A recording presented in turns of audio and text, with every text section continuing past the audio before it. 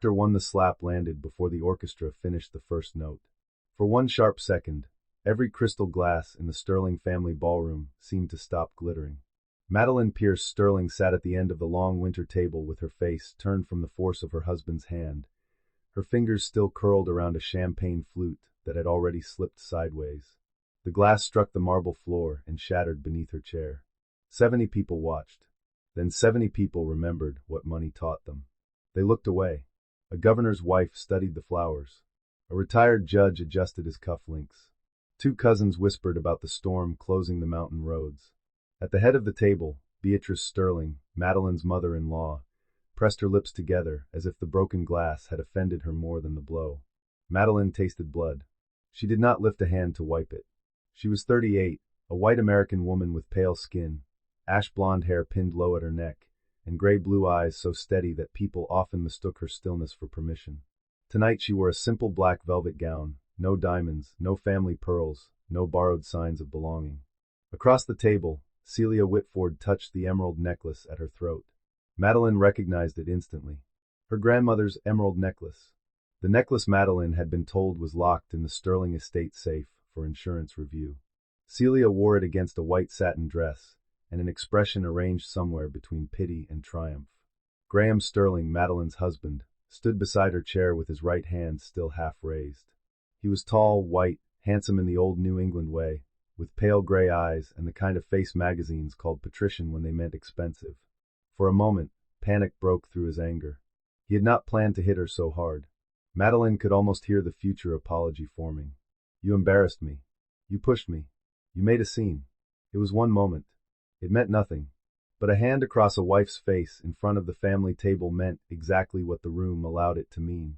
Everything. Graham leaned down, voice low enough to pretend privacy still existed. "Sit down, Madeline." Madeline looked at him. Her cheek burned. The left side of her mouth throbbed. Her heartbeat was quiet, almost cold. 9 years inside the Sterling family had taught her many things. How to smile while being excluded from the photograph. How to answer questions that were not questions. How to listen when Beatrice called her impressive with the same tone another woman might use for inconvenient weather. How to recognize when silence was not peace but strategy. Tonight, she was finished with strategy that protected everyone except her. At the far end of the ballroom, a muted television hung above the limestone fireplace. Graham liked it there during family summits, tuned permanently to business news, so guests could see Sterling Global's stock ticker move across the bottom of the screen like a private hymn. Madeline's phone vibrated on the table. Once, twice, 3 times. She turned it over. A message from Elena Cruz. "Turn up the screen. Now." A second message appeared. "Your name is live." Madeline stared at the words. Then slowly she stood. The ballroom watched her the way people watch an injured woman only after deciding whether her pain will inconvenience dinner. Graham's voice hardened. "Madeline." She picked up her evening bag. Celia's eyes darted toward the emerald necklace. Madeline saw it. For years, Graham's family had treated her presence as a favor they extended when cameras were nearby. They praised her intelligence while seating her near the back. They introduced her as Graham's wife, never as Madeline Pierce, never as the woman whose investigations had once brought senators to trial and hospital chains to federal court. To them she was useful proof that the family could marry outside its circle and still keep the circle intact. They thought marriage had quieted her. They never understood. It had only given her a better view. Madeline walked away from the table. Her heels crossed the marble floor. The ballroom doors opened into a private lounge where the television was no longer muted. A man's voice from the broadcast filled the room. Tonight, Meridian News announces the return of Pulitzer-winning investigative journalist Madeline Pierce as primetime anchor and chief correspondent. Madeline stopped in the doorway. On the screen was her photograph. Not the society portrait Beatrice had approved for charity brochures. Not the wedding picture where Graham's hand rested possessively at her waist. This was Madeline 6 years earlier, standing outside a courthouse in a navy coat, hair short, eyes clear, microphone in hand. The woman she had been before the Sterlings taught her that comfort could be another word for disappearance. The anchor continued. Her first investigation exposes allegations of donor fraud, medical charity abuse, and witness intimidation inside one of America's most influential family foundations. The image changed. A headline filled the screen. Inside the Sterling Foundation, someone behind Madeline gasped. She turned. The ballroom doors stood open. Every guest had heard. Graham stood in the entrance, all color drained from his face. Beatrice was behind him, frozen for the first time Madeline had ever seen. Celia's hand had closed around the emerald necklace. Graham's younger brother, Preston, was no longer laughing. Madeline wiped the blood from the corner of her mouth with her thumb. Then she smiled. Not warmly, not cruelly, like a woman who had finally stopped protecting a room that deserved the truth. In Maine by people who did not own much but understood value. Her mother taught 10th grade history in a public school where half the textbooks were older than the students. Her father repaired fishing boats in summer and snowplows in winter, and he knew every road that turned dangerous when money left town before the people did. Their house was narrow, warm, loud, and full of books from library sales and second-hand furniture her mother polished like inheritance. Madeline learned early that names mattered. Addresses mattered. Paper trails mattered. Who signed a form mattered. Who disappeared from a form mattered more. At 8, she asked why one neighborhood had new streetlights while another stayed dark. At 12, she wrote a letter to the county paper after her grandmother's clinic closed with 2 weeks' notice. At 17, she won a scholarship for an essay about public neglect wearing polite language. By 29, Madeline was the youngest national correspondent at Meridian News. She built her career on not flinching. She exposed a private prison contractor billing states for beds that did not exist. She uncovered a judge taking luxury trips paid through a nonprofit education fund. She reported from flood zones, court steps, hospital corridors, union halls, and church basements where people were tired of being interviewed by polished outsiders who left before the repair work began. Madeline did not leave quickly. That was why viewers trusted her. That was why powerful men feared her. That was why Graham Sterling noticed her. They met at a legal ethics forum in Washington. He was 33, newly promoted at Sterling Global, sent by his family to speak about responsible capital. Madeline had just moderated a panel so sharp that 2 lobbyists left before the cameras cut. Afterward, Graham approached with a glass of water, not wine. You made half the room regret having email accounts, he said. Madeline took the water. They should. He laughed. It was a good laugh then. Open. Unprotected. It reached his eyes before money had time to interfere. He asked her to dinner. She refused twice. The third time, he invited her to a small family-owned bistro near U Street and admitted he had chosen it because she once said expensive rooms made people confuse price with taste. Madeline laughed despite herself. Graham could be charming when charm was not yet a weapon. For the first 2 years, he seemed different from the world he came from. He listened when she spoke about policy. He read her articles before congratulating her on them. He met her parents without pretending not to notice the peeling paint on their porch or the old truck sitting on blocks beside the shed. He told her he hated how his family talked about ordinary people as markets, blocks, demographics, assets. Madeline believed him. That was the thing betrayal always stole first.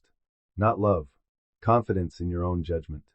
They married in a stone chapel on the Sterling property in Vermont. Beatrice wore dove gray and smiled for the photographers. Preston made a toast about Graham finally meeting a woman who could cross-examine him at breakfast. Everyone laughed. Madeline's mother squeezed her hand so tightly the ring pressed into her skin. Are you sure? Her mother whispered before the ceremony. Madeline looked at Graham waiting at the altar. Yes. For a while, yes seemed true. Then the small corrections began. Beatrice suggested Madeline straighten her hair for the foundation portrait because soft waves photograph with more grace. Graham said his mother meant well. A donor asked Madeline if she planned to keep working after marriage or focus on being an asset to Graham's public life. Graham said the man was from another generation. At a family dinner, Preston joked that Madeline made the Sterlings look grounded without the inconvenience of actually knowing ordinary people. Graham said Preston had always been an idiot. But he said it later, in their bedroom, not at the table. Silence, Madeline learned, could be a delayed apology pretending to be loyalty. The first time she turned down an assignment because it conflicted with a Sterling Foundation gala, Graham said he appreciated her sacrifice. The 5th time he stopped noticing. When Meridian offered her a longer investigative contract that would require travel and legal risk, Beatrice invited her to tea. You are brilliant, dear, Beatrice said, pouring Earl Grey into porcelain cups older than most museums. But brilliance can become abrasive in a wife. Madeline stared at her. Beatrice smiled. I only mean Graham needs calm around him. The world is already sharp enough. That evening, Graham asked Madeline whether she was tired of fighting all the time. All the time? She asked. You know what I mean? She did. He meant work. Whitford entered through the side door, the way the most dangerous people often do. She was 29, white, blonde, and glossy in a way that made cameras forgive her lack of substance. Her father owned 3 private surgical centers. Her mother sat on the boards of 2 museums and a children's charity that spent more on luncheons than grants. Celia had no formal role at first. She was invited to a Sterling Foundation planning retreat as a donor experience consultant, a title Madeline could not find in any official agenda. At the first luncheon, Celia sat 2 chairs from Graham and laughed too long at a story Madeline knew he had told badly. At the second, she touched his wrist while asking about a hospital wing project. At the third, she wore a gold bracelet Madeline had last seen in Graham's safe.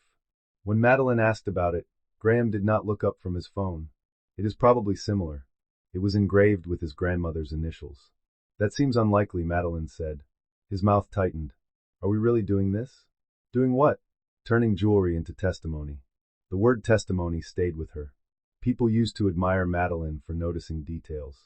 Now her husband treated the same skill like a marital defect. Celia became impossible to miss. Foundation meetings, private dinners, Aspen planning calls, museum openings where she stood beside Graham while Beatrice introduced her to donors as fresh energy. Madeline did not need a photograph of them in bed. Affairs began long before beds. They began when a man let another woman disrespect his wife and enjoyed the room learning it was allowed. One night, Madeline came home from visiting her mother in Baltimore and found Celia in her kitchen, barefoot, wearing Graham's cashmere sweater, stirring honey into tea. Oh, Celia said, looking over her shoulder. You are back. Not hello. Not Madeline. You are back. Graham appeared from the pantry with 2 mugs and a face too controlled to be innocent. We were reviewing donor language for the pediatric wing, he said. In my kitchen? Celia lifted the spoon and smiled. Your husband makes terrible tea. Madeline looked at Graham. He looked away first. Later, in their bedroom, he said she had embarrassed him. Madeline laughed once. I embarrassed you? You made Celia uncomfortable. Celia was barefoot in my house. She had been working all day. So have I, Graham. His face cooled. Yes, we all know you work. There it was. The resentment that had been growing under polished floors. From then on, the house became a crime scene without police tape. A blonde hair near the powder room sink. A lipstick mark on a glass Madeline never used. A receipt for a jewelry repair shop in Graham's jacket. Then the emerald necklace disappeared. Madeline searched every drawer, every travel pouch, every jewelry case. The necklace had been her grandmother Ruth's, bought piece by piece over 20 years from overtime pay and pawnshop bargains. It was not a sterling heirloom. It was not expensive enough for Beatrice to respect until Celia wore it. When Madeline asked Graham, he said the estate insurance team had taken it for appraisal. Which team? He sighed. Madeline. Which team? You are exhausting when you are like this. Like what? Suspicious of everyone. Madeline looked at him. No, she said. Not everyone. The following week, Elena Cruz called. Elena had produced Madeline's best investigations at Meridian. She was Puerto Rican, Bronx-raised, brilliant, blunt, and allergic to wealthy families who called corruption tradition. I need to ask you something, Elena said. If you are calling about the anchor job, I already told Meridian no. You told old Meridian no. New Meridian is different. We want you back with full legal support and editorial control. Madeline stood in her study, staring at an empty velvet necklace case. I am not ready. Elena's silence said what words did not. Then she said, Are you not ready? Or are the Sterlings more comfortable when you think you are not ready? Madeline closed the case. Elena continued. I also have a file. On what? The Sterling Foundation. Madeline's fingers stilled. Elena's voice lowered. Pediatric cancer grants. Disaster relief funds. Donor-advised accounts. Shell vendors. If half of what I have is real, your in-laws are laundering reputation through sick children. Madeline looked toward the closed study door. And Graham? He appears in the emails. Madeline did not speak for a long moment. Elena said softly, If I send it, can you read it as a journalist before you read it as a wife? Madeline looked at the empty necklace. The first file arrived at 1:17 a.m. Madeline waited until Graham fell asleep before opening it in the guest room, the only room where she could lock the door without being asked what she was hiding. The folder was labeled Sterling Pediatric Initiative. Inside were grant ledgers, internal emails, vendor lists, event budgets, payment approvals, and whistleblower statements from 2 former foundation accountants. The first irregularity was small. A transportation grant to rural cancer patients reduced by 30% after administrative review, though the donor report claimed full distribution. The second was worse. A scholarship fund for children of deceased patients billed for communications consulting, luxury hotel blocks, and donor sentiment mapping.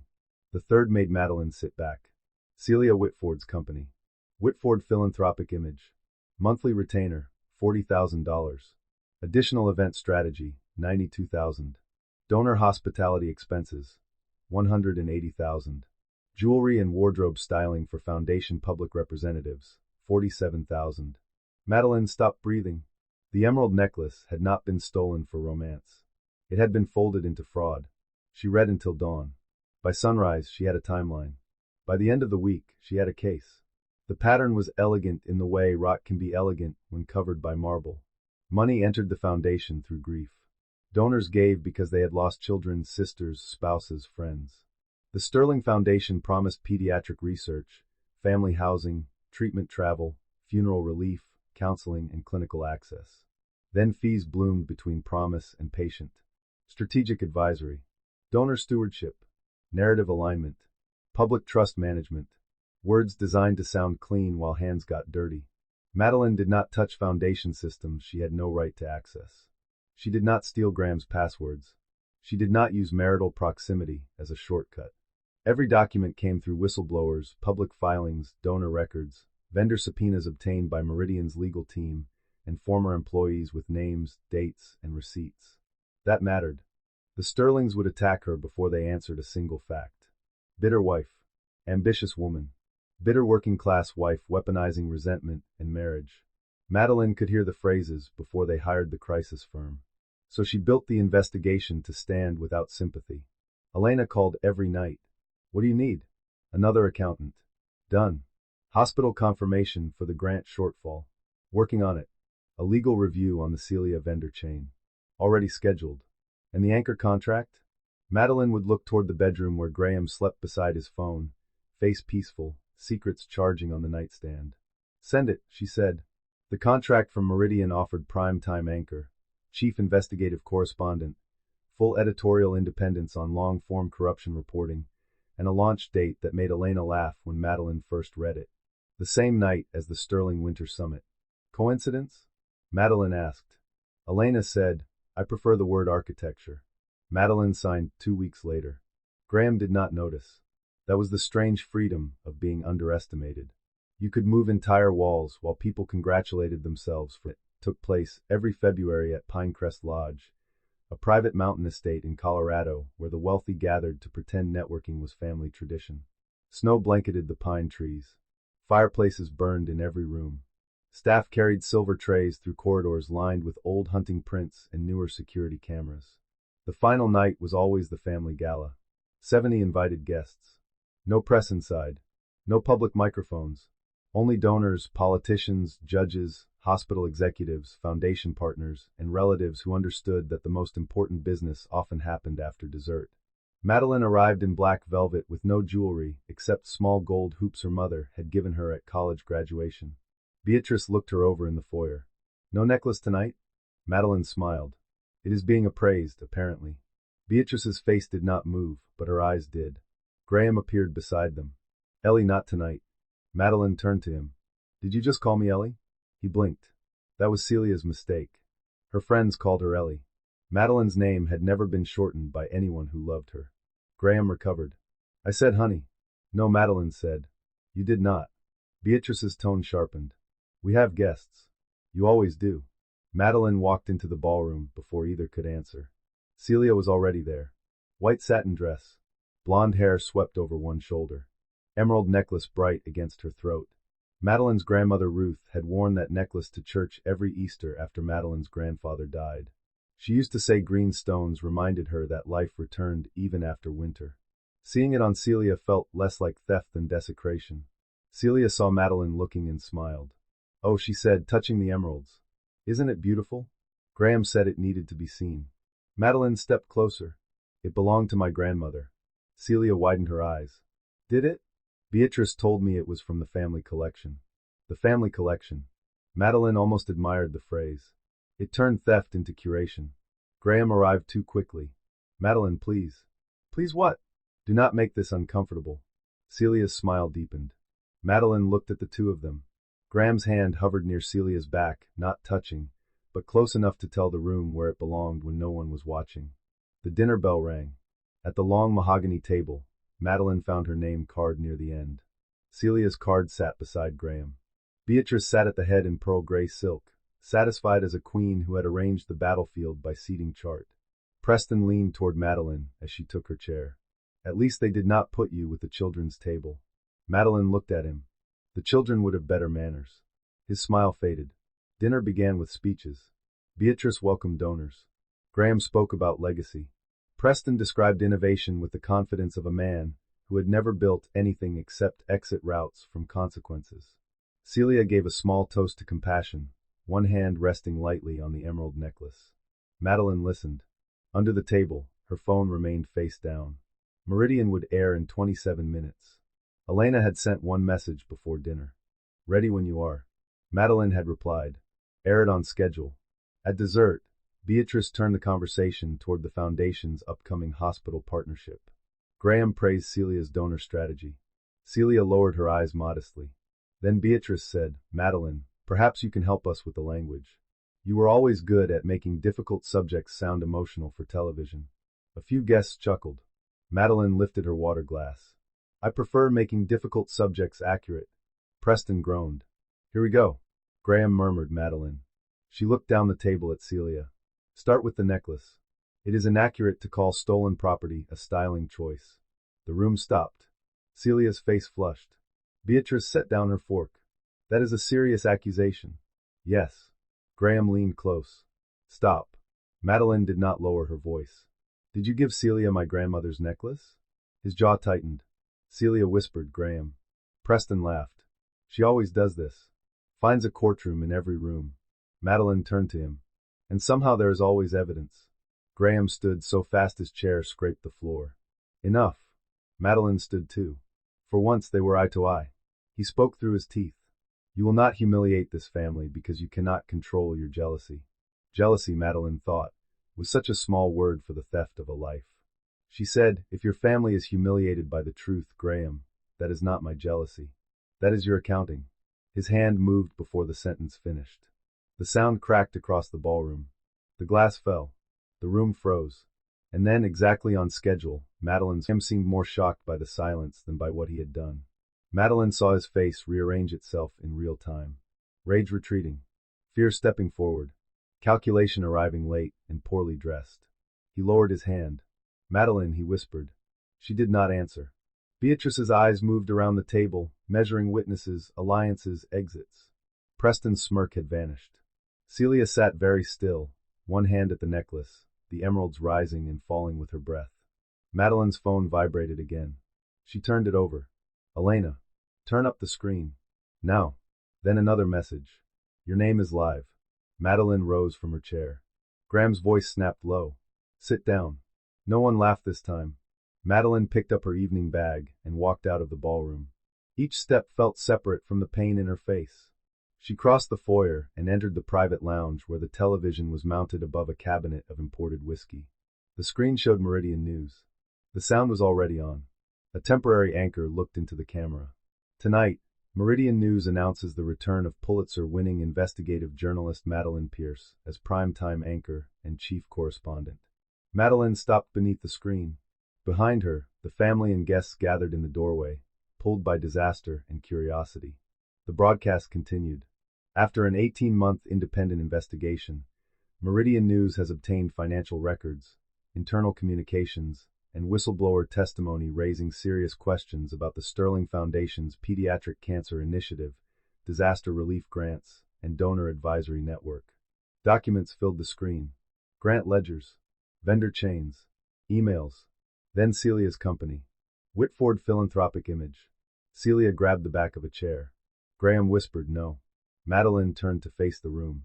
The broadcast behind her kept speaking.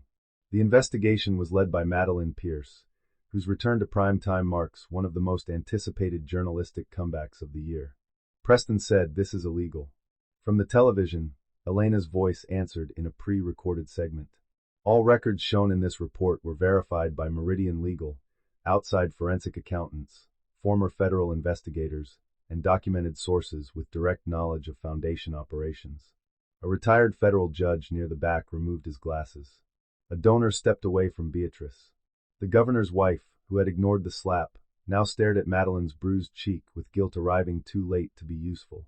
Graham grabbed the remote from a side table, and the Lodge media system had been locked for Sterling presentations. Madeline knew because Graham once asked her to fix it 5 minutes before a donor luncheon. On screen, an email appeared. From Beatrice Sterling to Graham Sterling. Subject, Celia transition. The anchor read the excerpt aloud. Madeline has become a liability. Celia is easier, grateful, and far better suited to the public face we need. Celia made a small sound. Madeline looked at her. Easier, Madeline said softly. Celia looked at Beatrice. For the first time, the mistress understood she had not been elevated. She had been selected. Another email appeared. From Graham Sterling to Preston Sterling. Madeline asks too many questions. Keep her away from Foundation records until after Pinecrest. Graham's face twisted. Beatrice said sharply, "This is marital retaliation. Everyone here can see that." The broadcast answered before Madeline did.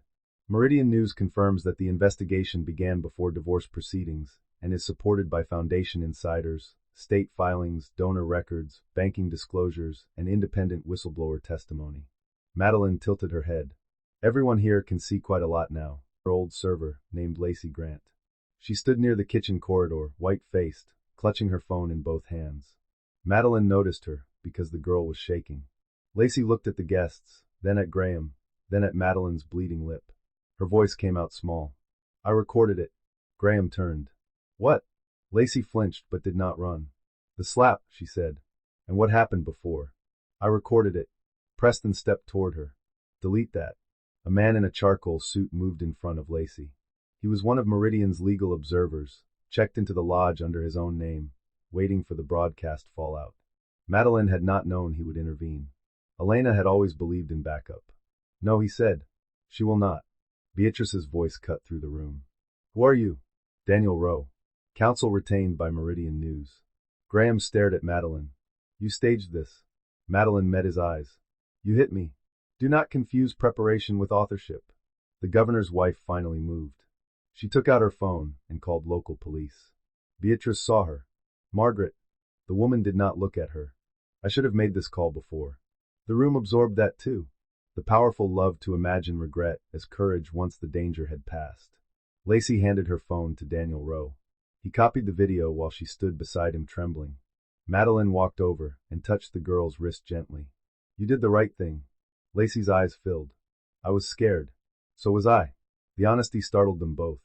Police arrived 40 minutes later, through a snowstorm thick enough to make the roads disappear. 2 officers entered the lodge with the calm of people trained to walk into rooms where everyone was lying politely. Officer Lena Brooks led, dark hair tucked under her cap, eyes quick and unsentimental. Her partner spoke with the lodge manager. The Sterling family attorney appeared as if summoned from the walls. "This is a private family incident," he began. Officer Brooks looked past him at Madeline's face. "Is that the victim?" The attorney paused. Madeline stepped forward. "I am Madeline Pierce." Brooks nodded. "Do you need medical attention?" "I would like the incident documented first." Graham laughed once, sharp and disbelieving. "Madeline, do not do this." Brooks turned to him. "Sir, step back." He blinked. Men like Graham always blinked the first time authority did not recognize their usual costume. Preston said, "You do know who this family is?" Officer Brooks looked at him. "Yes," she said. "That seems to be the problem." Daniel Rowe showed her the video. The room watched her watch it. 37 seconds. Madeline standing. Graham warning. Madeline speaking. Graham's arm. The impact. The glass. The blood. The silence. Brooks watched twice. Then she looked at Graham. "Mr. Sterling, I need you to stand over here." Beatrice rose. "This is absurd." Brooks did not raise her voice. "Ma'am, sit down." Beatrice sat. Not because she wanted to. because cameras were visible through the lounge windows. News vans had reached the lodge entrance. Reporters stood in the snow with microphones and long lenses. The family that had built its power on controlling rooms had forgotten that the room had walls of glass. Graham's face had gone gray. "You cannot arrest me in front of my family." Madeline looked at him. "You hit me in front of them." Brooks placed a hand on his arm. The moment the cuffs appeared, Celia began to cry. Beatrice whispered, "Graham." Preston looked furious and suddenly useless. As Officer Brooks read Graham his rights, the television behind them continued airing Madeline's investigation. Payment trails crawled across the screen. Donor interviews played. A former Foundation accountant described pressure to falsify reports. The Sterling Empire did not explode. It began to crack, line by line, fact by fact. That was worse. Explosions could be framed as accidents. Cracking, the video was everywhere. The slap. The emerald necklace. Madeline's name appearing on live television. Graham Sterling being led through the lodge foyer, while reporters shouted questions through glass doors bright with snow. The internet did what it always did. It simplified, amplified, judged, distorted, and occasionally understood. But the legal consequences moved more quietly. The State Attorney General announced a review of the Sterling Foundation. 3 major donors suspended partnerships. 2 hospitals requested audits of past grants. A cancer research center froze the naming ceremony for a new family housing wing. A senator's office issued a statement expressing concern, which was political language for stepping away from a burning house without admitting you smelled smoke earlier. Beatrice released a statement at noon. The Sterling family is committed to transparency, compassion, and healing during a painful private matter.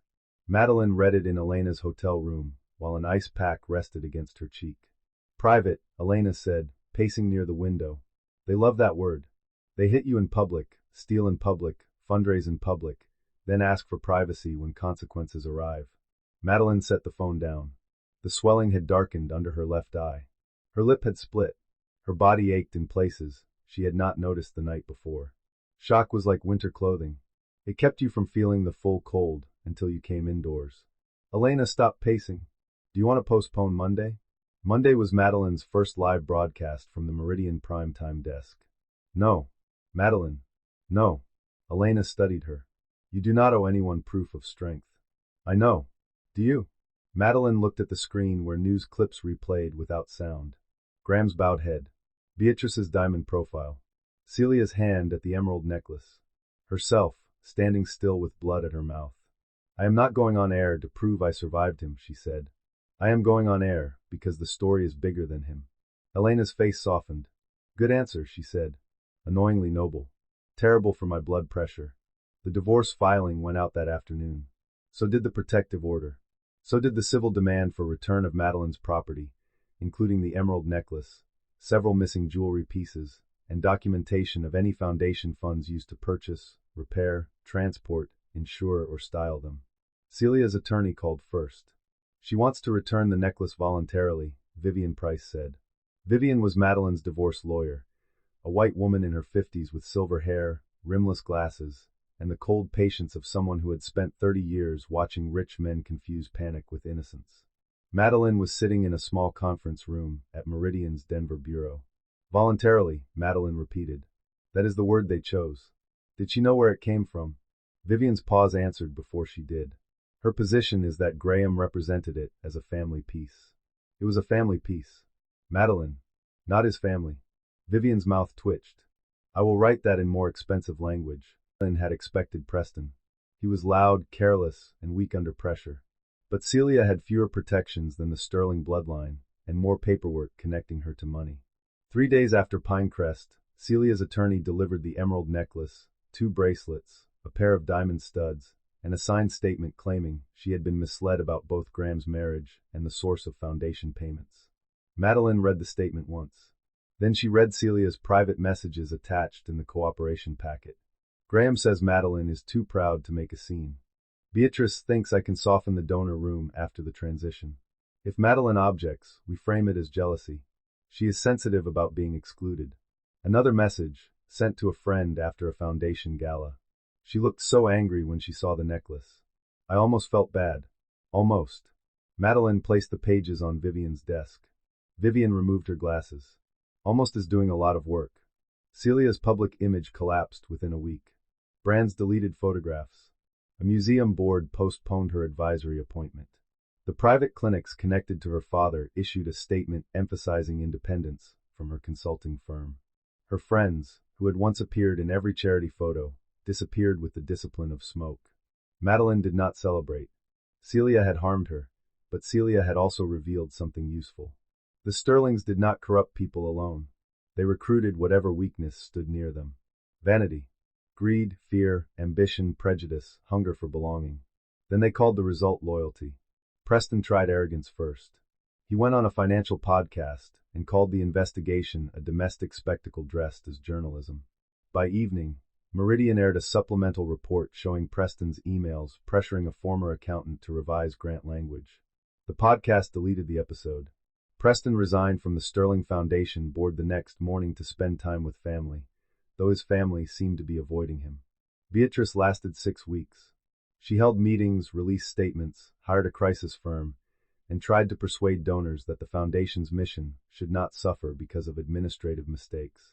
But whistleblowers kept emerging. Former staff, former grant recipients. A hospital social worker who had spent 2 years begging for transportation funds the foundation had already advertised as distributed.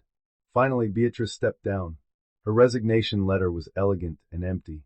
Madeline read it twice, looking for a sentence that resembled accountability. There was none. Graham's criminal case moved slowly. The domestic assault charge was simple. The financial case was not. His lawyers argued separation between personal misconduct and foundation operations. Prosecutors asked better questions. Why had Graham approved Celia's vendor payments? Why had he signed off on donor reports that overstated patient assistance? Why had he warned Preston to keep Madeline away from records until after Pinecrest? His answers, according to Vivian, became less confident each time. Madeline did not attend every hearing. She attended the ones that mattered. At the first protective order hearing, Graham looked at her across the courtroom with eyes full of practiced sorrow. "Madeline," he said during a break, "please. I never wanted that night to happen." Madeline looked at the bruise fading along his own knuckles. "Neither did I. I lost control." "No," she said. "You used the control you thought you had." His face tightened. "I loved you." Madeline felt the sentence pass through the old wound and find nothing alive enough to hold it. "Maybe," she said, "but you loved obedience more." Then she took place in a conference room with no windows. Madeline preferred it that way. Windows gave people things to stare through when they wanted to avoid facts. This room had a table, 6 chairs, a pitcher of water, a box of tissues no one touched, and a wall clock that made each second feel expensive. Graham arrived with 2 attorneys and the face of a man trying to look humbled without surrendering advantage. His left cheek was unshaven. His suit was dark and immaculate. He had learned from childhood that if a Sterling appeared properly dressed, half the room would assume the damage could not be serious. Madeline sat across from him in a navy suit. Vivian Price sat to her right with a binder thick enough to discourage hope. Graham looked at Madeline's face first. The bruise had faded to yellow along her cheekbone. The split in her lip was almost gone. She noticed his eyes catch there, then move away. "I am glad you are healing," he said. Madeline folded her hands. "Are you?" His attorney cleared his throat. Vivian opened the binder. "We are here to address 3 categories," she said.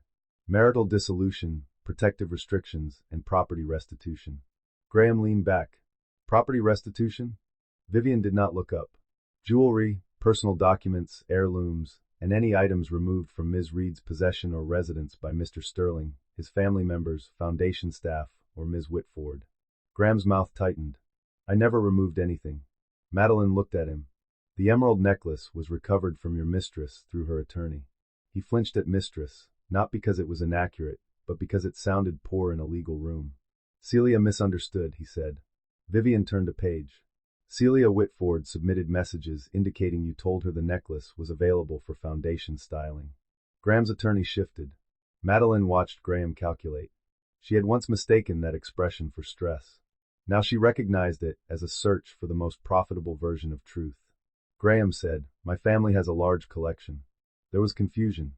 "My grandmother was a Baltimore cafeteria manager," Madeline said.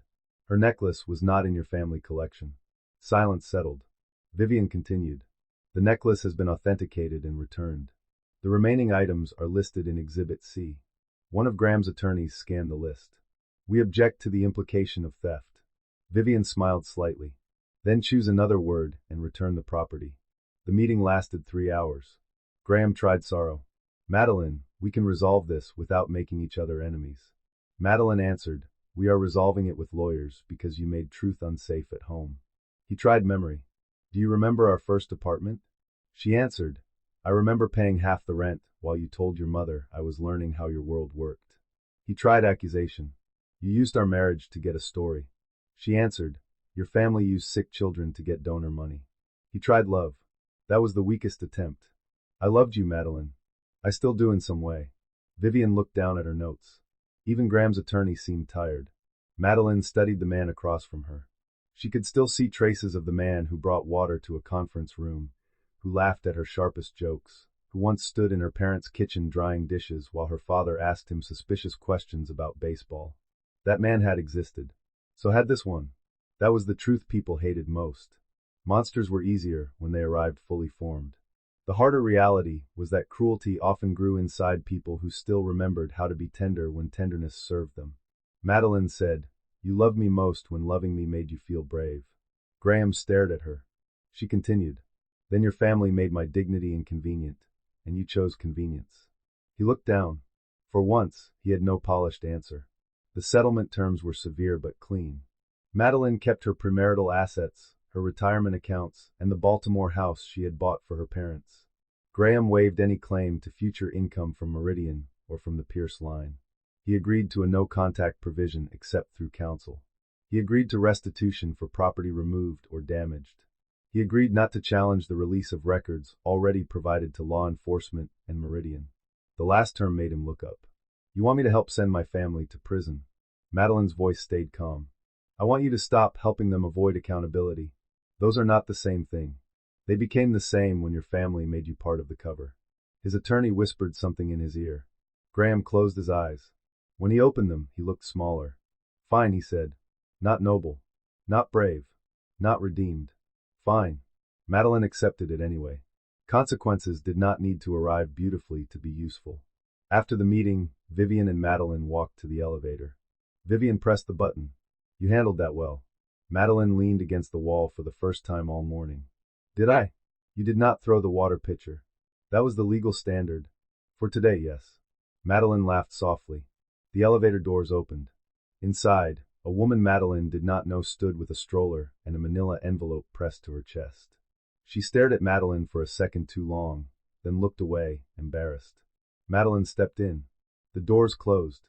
The woman whispered, I saw your broadcast. Madeline turned.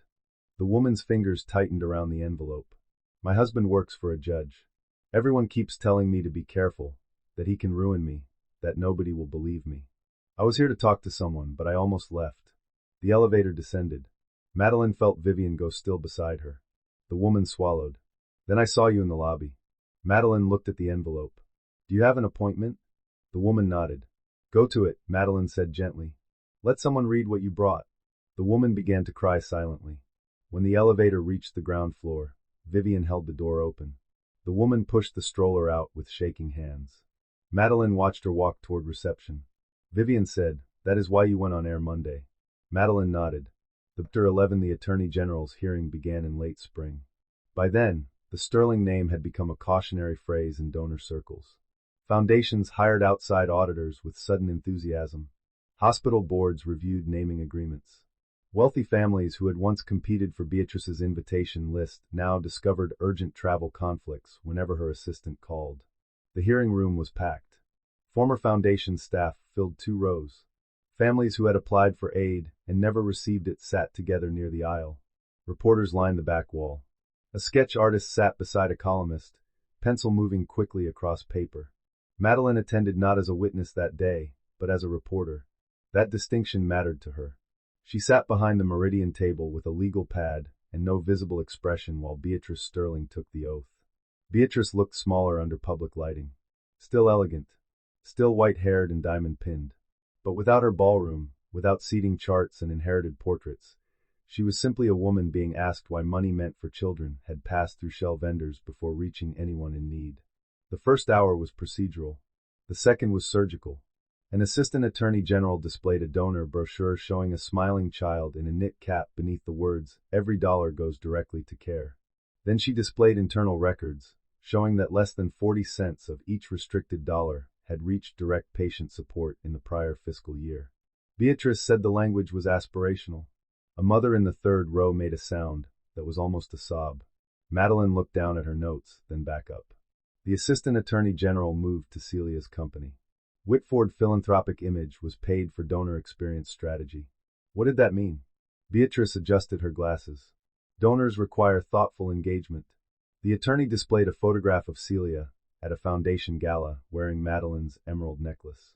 Would jewelry purchased, transported, repaired, or styled through foundation-related funds fall under donor engagement?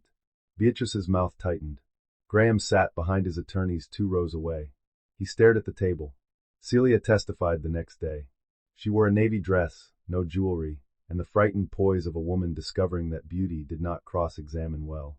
Her answers were careful at first. Then prosecutors introduced the messages. If Madeline objects, we frame it as jealousy. Celia read the line aloud because the attorney asked her to. Her voice broke on jealousy. Madeline felt nothing dramatic. Not satisfaction. Not pity. Only a quiet recognition that cruelty sounded less impressive when repeated under oath. Graham testified on day 4. That was the first time Madeline saw him tell the truth, without trying to make it useful. Yes, he had approved payments. Yes, he knew Celia's role was personally conflicted. Yes, he had warned Preston not to give Madeline access to foundation records. Yes, he understood donor reports overstated direct aid. Why did you allow that? The attorney asked. Graham sat very still. Because everyone did, he said. The answer was terrible. It was also honest. Madeline wrote it down. Because everyone did. That was how rooms became dangerous. Not only through villains, but through culture. Through families where no one stopped the first small theft, the first cruel joke, the first exclusion, the first lie told for image. Through people who did wrong, and people who found it more comfortable to call wrong complicated. After the hearing, Madeline filed her report from the courthouse steps. She did not mention Graham except where facts required it. She did not say my husband. She did not say the man who hit me. She said Graham Sterling, former foundation executive.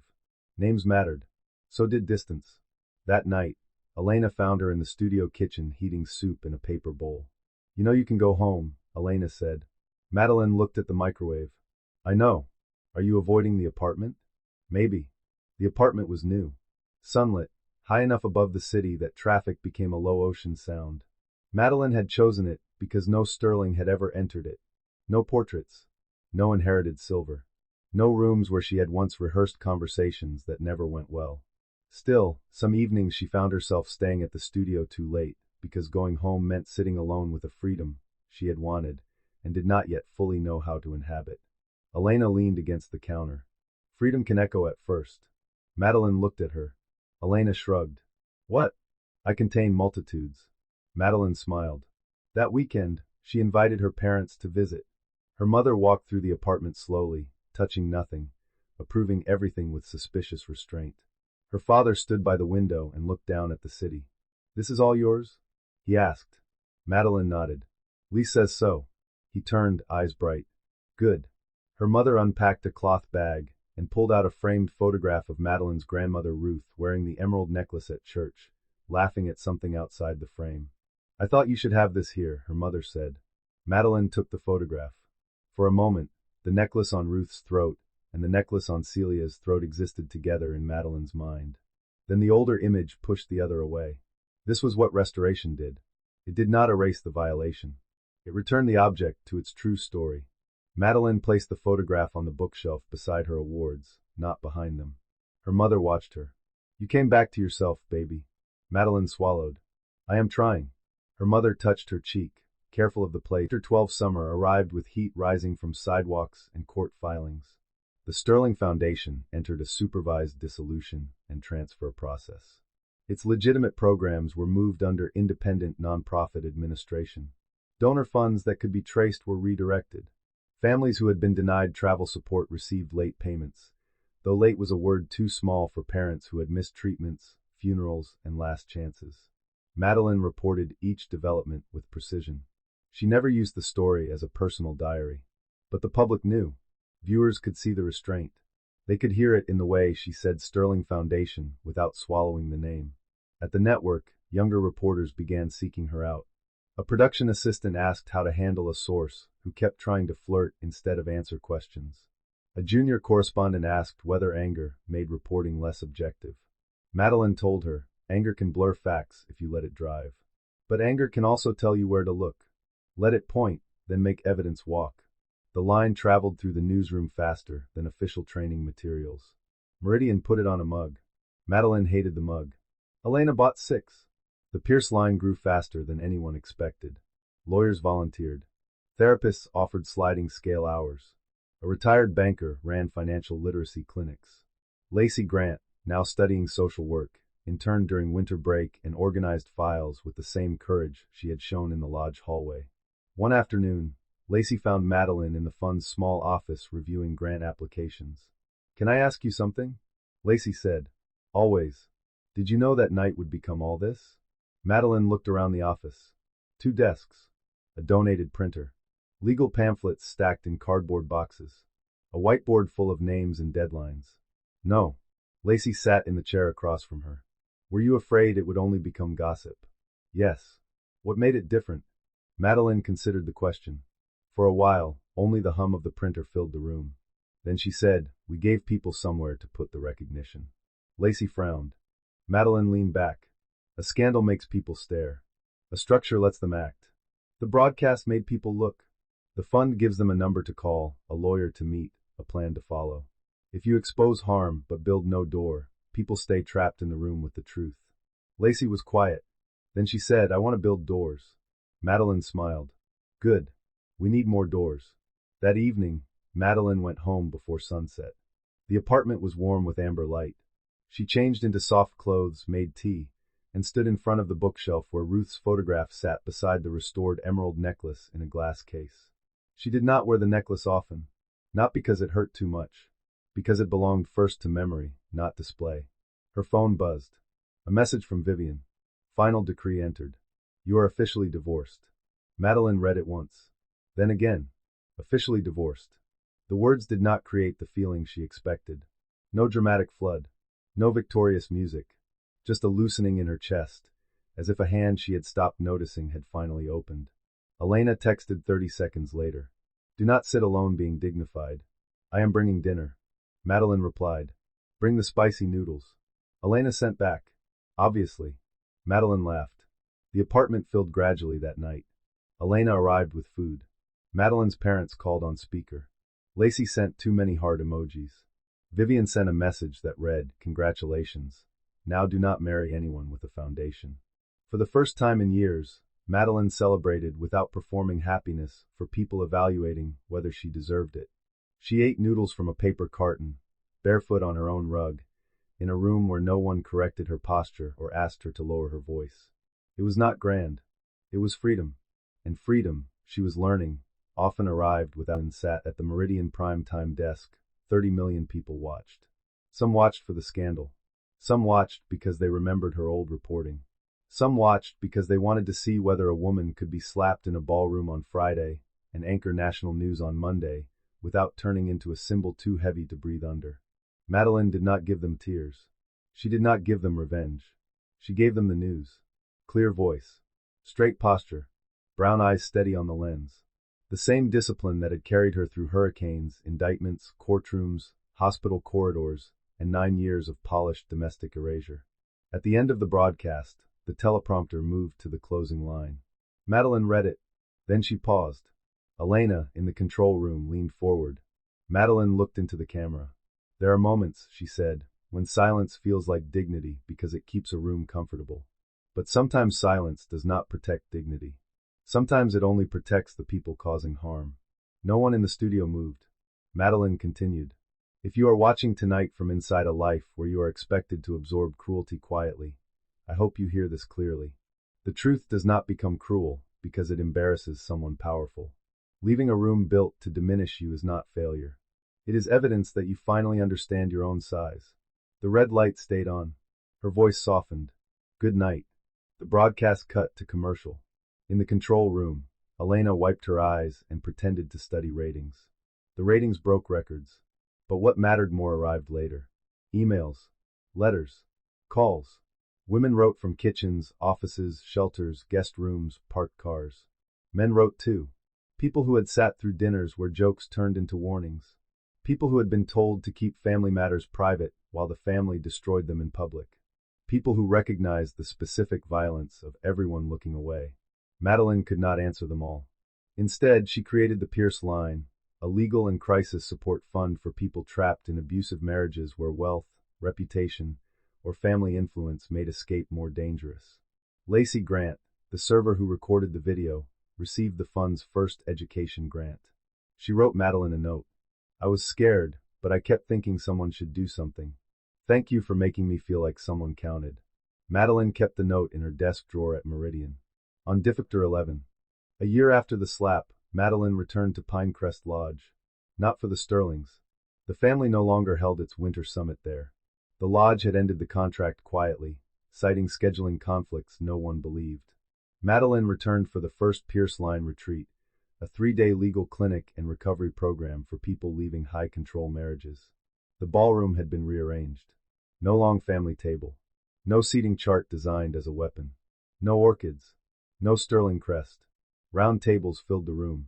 Lawyers sat beside advocates. Therapists spoke softly in corners.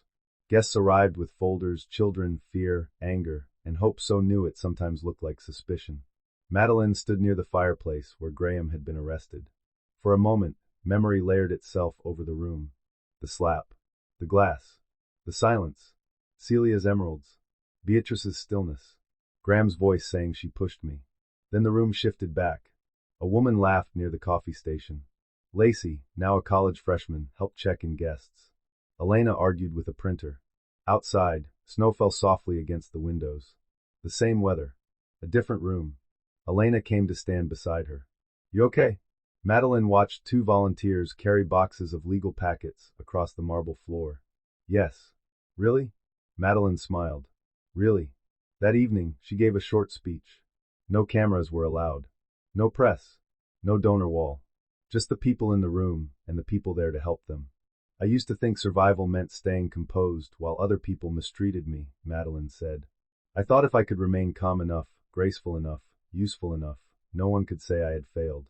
Several women looked down. They knew. Madeline continued. But there is a kind of composure that becomes a cage. There is a kind of grace that teaches cruel people they can keep going. I do not regret my silence when it was the only tool I had. I honor the woman who used it to survive. But I will not confuse survival with freedom. Her throat tightened. She let it. For anyone here who has been told that speaking will ruin a family, damage a name, destroy a legacy, or embarrass someone important, I want to say this. A legacy that depends on your silence deserves to be questioned.